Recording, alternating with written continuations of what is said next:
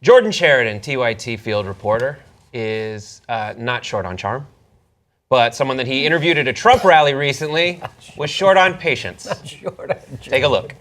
Talk about, Donald Trump. I've seen it at a lot of his rallies. He's got a lot of young males at his rallies and a lot of older people, not a lot of minority support, I would say. Well, for the first debate, it seems like he's been getting crushed for these comments about the woman and all this. You're boring me already. Okay. It's completely incorrect what you're saying. I've been to 3 Trump rallies here in New Hampshire, and there are plenty of minorities. I have written several articles with pictures of all the people and the diverse crowd that he brings. It's about America. It's not about him he did not get crushed in the debate. The debate was it was a setup. No, I didn't say he got crushed in the debate. I said after the debate, the media has been crushing him about the comment. They're irrelevant. You guys at the Young Turks are well aware. The media is not the media anymore. You and I are the media. They're trash. They're irrelevant. Nobody cares. So just to be factual though, I've been around to about 20 to 30 of his rallies, and there hasn't been a lot of diversity. So what I was asking you is, he's trying to pick up his support among African Americans, but during the debate they kind of went after him on the birther issue and all this. What do you think he could do to try to put those things to rest? It's happening already. People are waking up. In terms of minority support for Trump, I engage with minority supporters for Trump every single day on Twitter. There are tons of them. They'll never be showed in Young Turks or any leftist disgraceful media, but thank you. We're going to win. I don't like the Young Turks. I used to think it was okay, but I don't really like it. That's fine. Yeah. So the revolution is here. What just happened to that guy's brain? Yeah. So Jordan, doing a great job. I think I need to take a moment to say how good he is at this stuff. Jordan, if you want to see more of him, you can see him at TYT Politics. It's amazing. He's going around the country, and it's true that he's gone to dozens of Trump rallies and talked to people in a way that I think is different than a lot of folks who show up and just are like, all right, can you please say what your tagline is for your campaign, all the things that people are saying. But what you see is this guy that he's talking to is getting less and less patient with Jordan. Jordan's staying very reserved, and it continues. Taxes are a big factor. Hillary, you can't vote for her. Nobody can consciously vote for her. It's low energy, and nobody cares about her. So, well, let me ask you about the tax issue, because a lot of people have brought up, and I've read his plan, that it's another plan that gives most of the relief to people who are already doing well, not so much the lower levels of society. How does that work? Because Bush did the trickle down, and it didn't really help. Rich people provide jobs. Rich people are not bad. You lefties got to get out of this mentality that people who are successful are the devil. We need more successful people, okay? We don't need government handouts. You got to get out of that if you want to progress. So if that's the case, why weren't a lot of jobs created in the 2000s under Bush? Bush and Trump are nothing alike. George Bush Sr. just endorsed Clinton, okay? You got to keep up with this. No, but I'm asking about the taxes. You see the Clinton and the Bushes, they are the establishment. They're done. It's over. It's irrelevant. So no, I'm just asking you about the tax issue, because in 2000, he gave huge tax breaks to wealthy people. It was very tepid job growth. The minutia of, this, that, and the other in the weeds is irrelevant. Minutia meaning whether it works or not? The minutia of what you're speaking about is not relevant to this movement. We're going to make America great again. That's his major economic policy. That's his major economic policy, tax relief. You're getting annoying. You're frankly pretty short. And okay, that's a good one. Thanks, guy. Cool. So I'm annoying. I'm short, and his tax plan, which is going to give millions of dollars in breaks to wealthy people, that's just the minutia.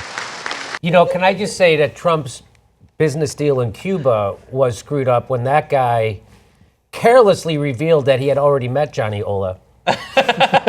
You're my brother, though. It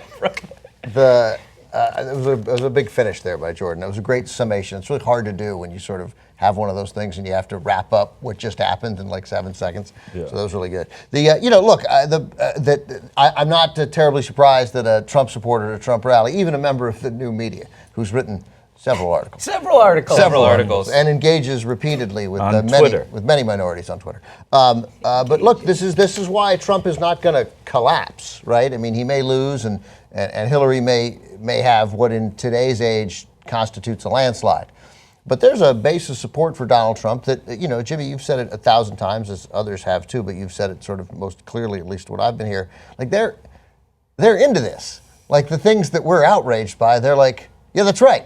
That's right. That's what we want to hear. So when he takes on Alicia Machado, right, and calls her overweight and says she gained weight and says she has a sex tape and all these stuff. I mean, this guy even quoted the worst slogan I've ever heard in a political campaign: low energy.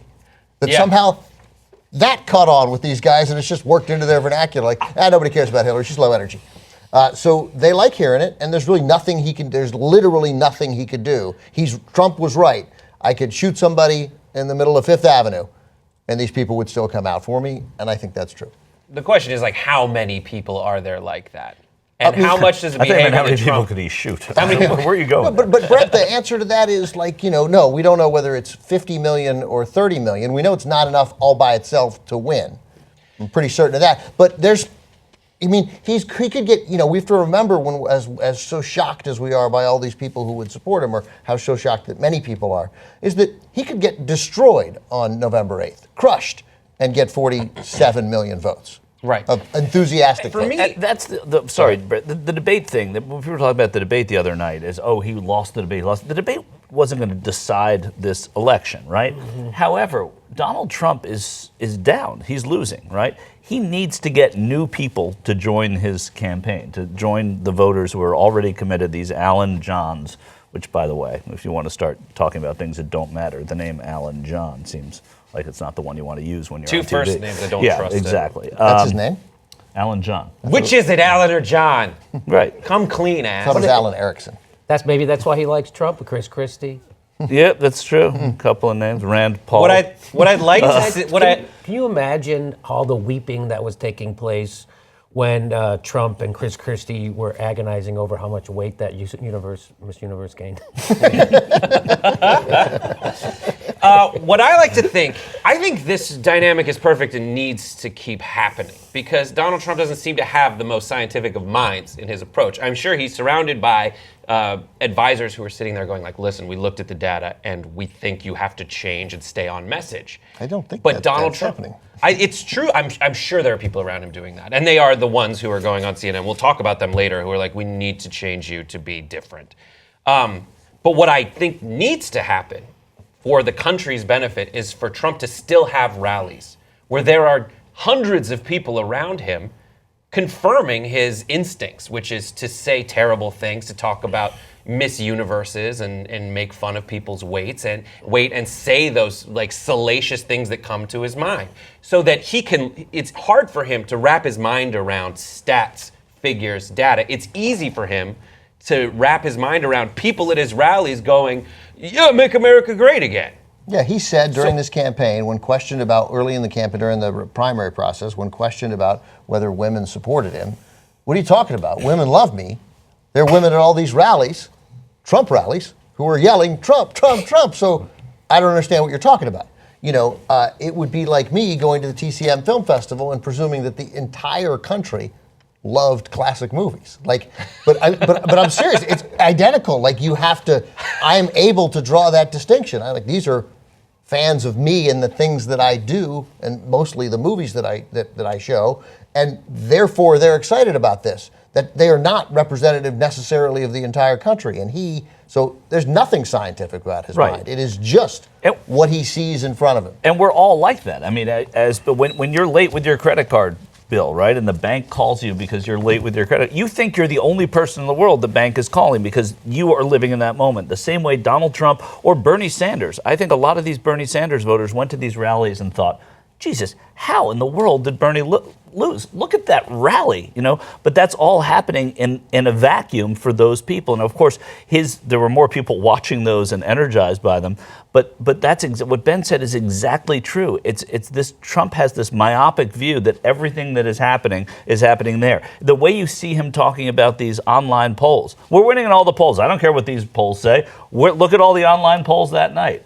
The online polls, obviously, are what Ben said. They're like the streamies. You just keep voting and voting and voting. Which you should do at streamies.org/TYT. Apologies, everyone. But streamies.org/vote. But what I'm saying is that this guy that Jordan's talking to has no at all has no perspective on what's really going on out there. So he says there are minorities. If he saw 4 black people at a rally, He'd call the cops. he'd call the cops, exactly. But basically, he would say, my God, this is great, because we have got a lot of minorities out now supporting us. You have to have perspective and context, and the Trump campaign doesn't have it. And they need to build. I mean, they need to get more people on there. Let me disagree with you a little bit on, you said that the debate didn't matter. Because I don't know about you, He said it wouldn't decide it. Trump got my vote with his Rosie O'Donnell slam. I don't know about you guys.